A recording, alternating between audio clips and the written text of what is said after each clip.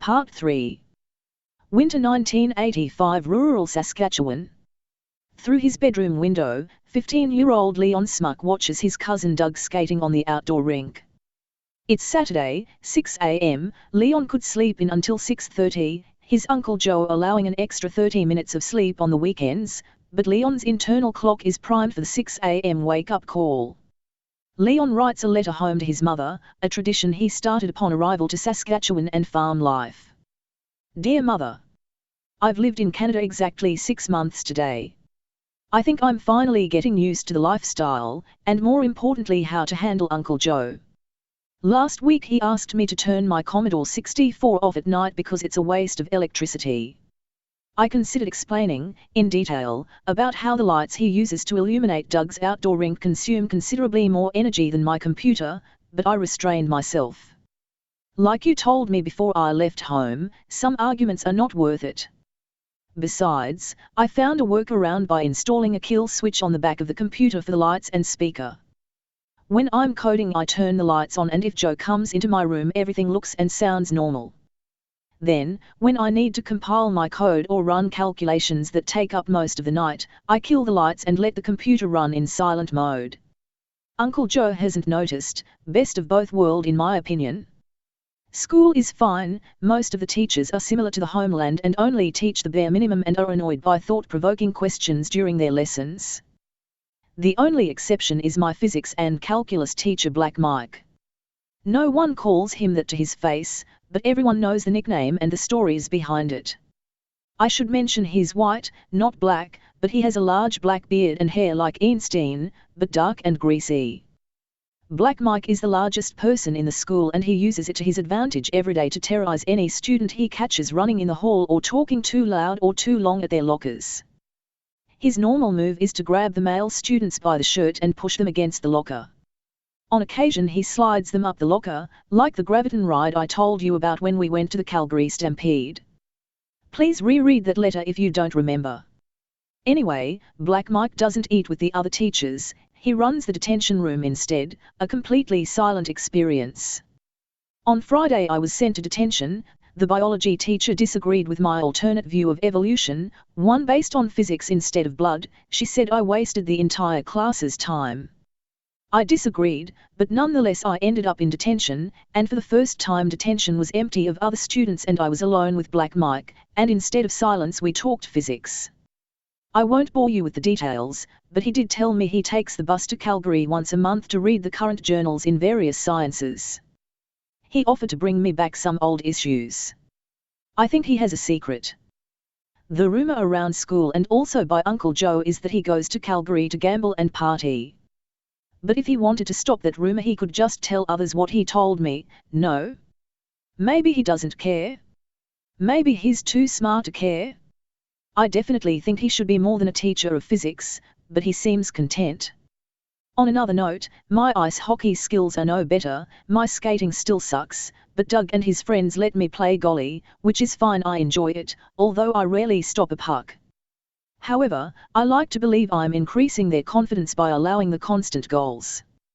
I did help Uncle Joe modify his homemade Zamboni, garden tractor plow, some old weed sprayer heads, 3 55-gallon water drums, and a ton of welded pipe, all pulled on a homemade trailer. It broke for the umpteenth frickin' time the other day, like almost everything does on the farm. I took the opportunity to point out a change to the propane burners that would decrease the time it takes to heat the water. You know Joe, at first he said no before I could finish explaining the thermodynamics. But once I drew out the design in simple terms on a piece of paper he decided to give it a try. He even let me do the welding, which I enjoyed. Anyway, the modification worked and I think he was impressed, although how do you tell with him or any farmer? That's all I have to update you on. I'm hoping to talk to Black Mike again soon, but I'd rather not do it in detention. As usual, I'm fine, you don't need to worry about me, I'm glad you suggested I come to Canada. Love. Your son? Leon Smuk. Leon prints out the letter on his dot matrix printer and signs it. The sound normally drives the family dog Lulu crazy, but she's outside barking at Doug as he skates back and forth on the rink allowing Leon to print uninterrupted. He'll give his Aunt Joan the envelope to post in town. Leon wonders if she ever accidentally reads the outgoing mail. Under the guise of coding alone, Leon remains home while the rest of the family goes into town to watch Doug play hockey. Doug is the local Gretzky, skates circles around the others, and is only stopped when body checked, the goal of every player on the opposing team.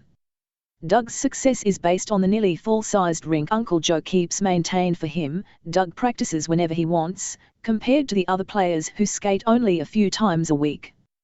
Once the coast is clear, Leon heads to the family room to watch TV, more specifically listen to it. A couple of months ago the family purchased a satellite TV dish, and since then Leon has been fascinated with the device. His cousin showed him how to view the scrambled pornography, but his interest was in science, not sex, and instead he found a scrambled Houston channel that interviewed NASA scientists and astronauts. The image was scrambled, but Leon didn't care. He only needed to hear their words, not see their faces. If no interviews of interest were playing, Leon would spend hours scanning the skies with the satellite, hoping to pick up an unknown channel, or better yet a signal from beyond Earth, a message sent by another planet, another sentient being, a sign. Leon ensures the dish is back at its original location before Uncle Joe and the family return. It's something Joe would notice in an instant and question Leon. Leon likes to ask questions, not answer them, particularly Joe's. 156 miles north of Leon, Dave sits in the principal's office receiving a lecture about why he shouldn't quit school, especially halfway through the final year. Dave doesn't care. This is the final lecture in Dave's mind, maybe in his entire life. The principal tells Dave you'll never be anything without a high school diploma. Dave sits silent, not giving the authority figure a single expression of concern or emotion of any sort. He wants to tell the principal to fuck off, but he doesn't. He waits for the droning to stop, and once excused, he cleans out a hat and jacket from his locker and leaves the school forever. A week later Dave is on a plane heading to his new job as a grocery clerk for the Hudson's Bay Company in Inuvik, NWT. The only thought in his mind about the principal is just watch me, motherfucker, just watch me. Present day. Katyu begins coding and names her software MAI, and nicknames it MAI. Katyu builds an algorithm to catch the man's keystrokes. In days she can capture his every keystroke, but still can't see his screen. He's using multiple apps, and the mouse Katyu needs to separate the raw data into actual usable data like emails, chat messages, or the full content of anything he writes. MAI does the hard work, looking at the actual data, while Katyu observes and guides her AI when it makes mistakes. Leon and Katyu want a name. It's MAI's top priority, and a week later she concludes the man's name is either Dave or David. Katyu continues coding, finishes the voice interface and asks MAI, what percentage of the time does David finish emails with Dave compared to David? MAI responds, 51% David, 49% Dave. Katyu thanks MAI, but the AI is silent, no response. Katyu remembers she took out the small talk portion of the AI code as it was annoying and anthropomorphizes her program. Katyu believes computers are silent slaves, not sentient. Dave writes a short movie idea #67. All the dead psychologists and psychiatrists from the beginning of time are tasked in the afterlife with building an AI that can cure any mental illness with only YouTube, Netflix, Twitter, and Substack. They succeed, of course, and as a prize the creator of the universe reanimates every dead person ever that wants to be reanimated, their choice.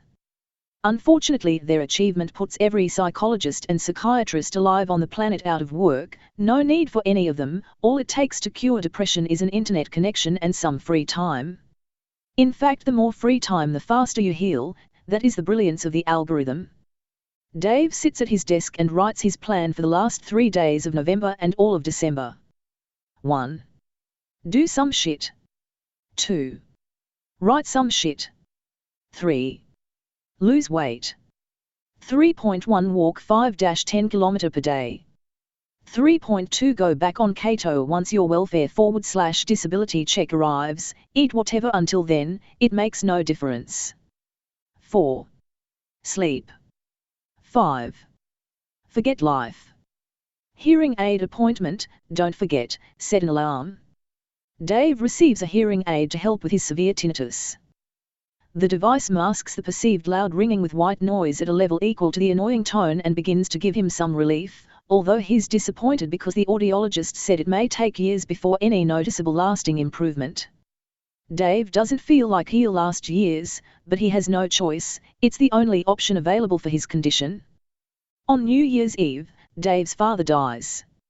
Dave has not talked to or seen his father for years. Dave doesn't talk to any of his family except one sister on occasion, when he needs money, and his adult daughter every few months.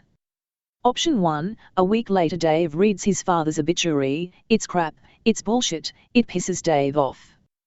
Dave writes an accurate obituary for his father, knowing it will never be published. Option 2, Dave does nothing and accepts the poorly written account of his father's life. Option 3, God appears to Dave and explains his father was actually Moses in another lifetime, but that Dave is a nobody, no link to anyone else in the past or future, an anomaly, but that God has plans for Dave. Dave tells God to fuck off, go fuck yourself, you stupid fucking old cunt. Option 4, aliens. Dave's dad, a leader in the alien world, is returned to his ship orbiting Earth. After a day to recover from human death, he returns to his alien existence and begins to monitor Dave and others through 24-hour constant surveillance thanks to lead paint, an invention created by the aliens to infiltrate humanity. Lead paint looks like normal paint and can be used on any surface. It contains microscopic self-solar charged batteries, cameras, and microphones to capture data. The paint then sends files over any Wi-Fi network within range. Aliens who control the but don't need passwords to access any network anywhere. Dave's room is covered in lead paint and his existence is recorded in 11K clarity 24/7 lights on or off. At any point Dave's dad can watch or listen to him, but he can't interfere, even upon imminent injury or death. Option 6, dimensions. Larry, Curly, and Moe sit in front of a large console with various analog dials. Via a holographic display they simultaneously watch the top 10 comedians in the world and stage performing their act while laughing their old dimensionless asses off. Option 7, dead people. Dave's dad's body is flown to the Antarctic and is stored in an underground cavern until the cloning process the ex-Nazi scientists are developing is complete. Once the technology is undeniably perfect, the former Nazis will give their discovery to the world and ask for global forgiveness of the German people and state. Option XXX, Dave ignores the obituary and returns to his pride and joy, an app called Snappy Trademark Symbol, original name, Snapper Trademark Symbol. A perfect system where the user can take a picture or screenshot of anything, person, plant, place, etc. And the app returns a list of pornographic videos containing a similar-looking person, plant or place. Dave knows it's genius and will revolutionize the porn industry. Especially once he finishes the code to strip off every piece of advertising and replace it with his own, advertising back to the same porn sites. Plus, as a bonus, anyone trying to search for pictures of kids or animals is tagged and a report sent to their local police force anonymously. After testing his code on Pornhub for hours, Dave becomes extremely horny and masturbates furiously until he falls asleep in his office chair naked, alone in the world, and covered in coconut oil.